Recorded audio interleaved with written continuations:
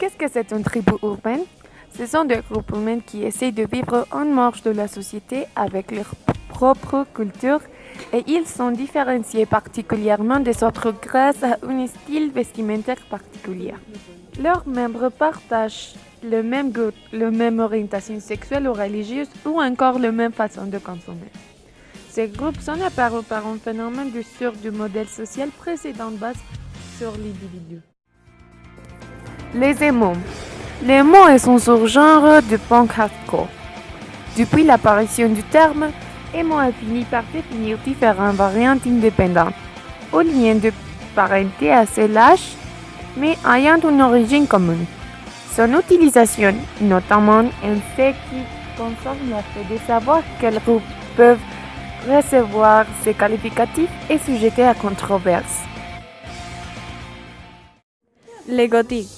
Le mouvement gothique est apparu entre la fin des années 1970 et le début des années 1980 au Royaume-Uni, après les mouvements musicaux punk et post-punk. Il s'est en partie inspiré du cinéma expressionniste allemand, du fantastique et du roman gothique. Les mouvements et son esthétique se sont propagés sous des formes diverses en Europe et aux États-Unis. Il se caractérise visuellement par un important souci d'esthétisation et de théâtralisation, avec un attrait marqué pour les éléments sombres et parfois provoquants. Il existe ainsi un code vestimentaire. La mode gothique est essentiellement basée sur le noir et les couleurs sombres.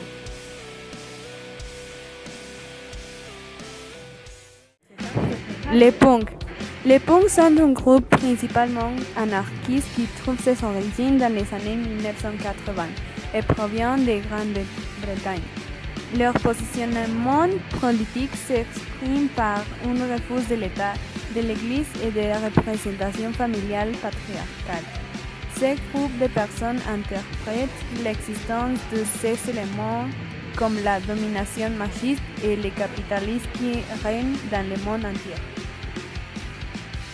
Le mouvement hippie est un courant de contre-culture apparu dans les années 1960 aux États-Unis avant de se diffuser dans le reste du monde occidental.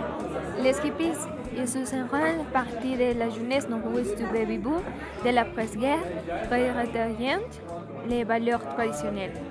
Le mode de vie de la génération de leurs parents et la société de consommation. L'ouverture à d'autres cultures, un besoin d'émancipation et la recherche de nouvelles perceptions sensorielles les amèneront aux expressions artistiques du psychédélisme dans leur communauté. Elles tenteront de réaliser leur aspiration à vivre librement dans des rapports humains qui voulaient plus authentiques. Pourquoi ils sont ségrégés?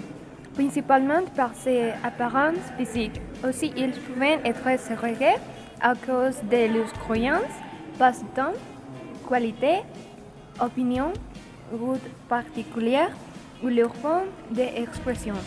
La société a un préjudice contre elles parce qu'il y a des rejets et discrimination. Les uniques lésés sont les membres des tribus urbaines, lesquels seulement cherchent une insertion dans la société, participation et être entendus. Dans la France, la défense des droits est une institution de l'État complètement indépendante. Elle se veut confier d'une mission, défendre les personnes dont les droits ne sont pas respectés et permettre l'égalité de tous et tout dans l'accès aux droits. Tout individu, société ou association peut l'exercer directement et gratuitement lorsqu'elle pense qu'elle est discriminée.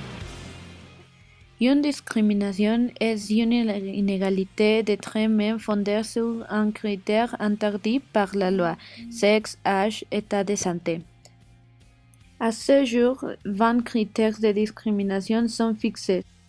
Est formellement interdit par la loi et les conventions internationales approuvées par la France.